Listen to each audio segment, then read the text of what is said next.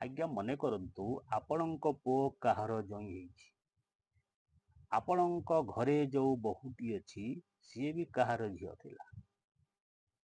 ଯଦି ଆପଣ ବୋହୂଟିକୁ ସେଭଳି ବ୍ୟବହାର କରିବେ, ବୋହୂଟିକୁ ବୋହୂ ଭଳି ମାନିବେ, କଣ ପାଇଁ ଆଜ୍ଞା ଆପଣଙ୍କ ଝିଅ ବି ତ କାହା ଘରେ ବୋହୂ ହେଇଥିଲା। ଏ ବଦଳା ବଦଳି ଜିନିଷ। ଆପଣମାନେ ଯଦି ବୋହୂଟିକୁ ସବୁବେଳେ ନିନ୍ଦା କରିବେ, ବୋହୂଟିକୁ ସବୁବେଳେ ଗାଲିଗାଲାଜ କରିବେ, ବୋହୂଟିକୁ ସବୁବେଳେ ଟର୍ଚର କରିବେ, ଆପଣଙ୍କ ଅବସ୍ଥା ହବ କଣ? ଆପଣଙ୍କ ଝିଅକୁ ବି ସେ ଭଳିଆ ବ୍ୟବହାର କରିବେ ତା ଶାଶୁ ଘରେ। କଣ ଅଛି ଆଜ୍ଞା, ମିଛ ମାୟା ସଂସାର କେହି ନୁହେଁ କାହାର, ଆସିଛୁ ଏକା ଯିବୁ ଏକା।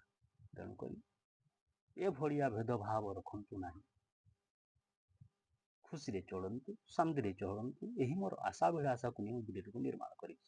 ଧ୍ୟାନ ସହ ଶୁଣନ୍ତୁ। ଏ ଭିଡ଼ିଓଟି ଆପଣମାନେ ଦେଖନ୍ତୁ, ନିଶ୍ଚିନ୍ତ ଭାବରେ ଆପଣଙ୍କ ମତାନ୍ତର ରହିବନି, ମନଭେଦ ରହିବନି, ନିଶ୍ଚିନ୍ତ ଭାବରେ ଆପଣମାନେ ବଦଳି ଯାଇପାରନ୍ତି, ମୁଁ ଇଚ୍ଛା କରେ।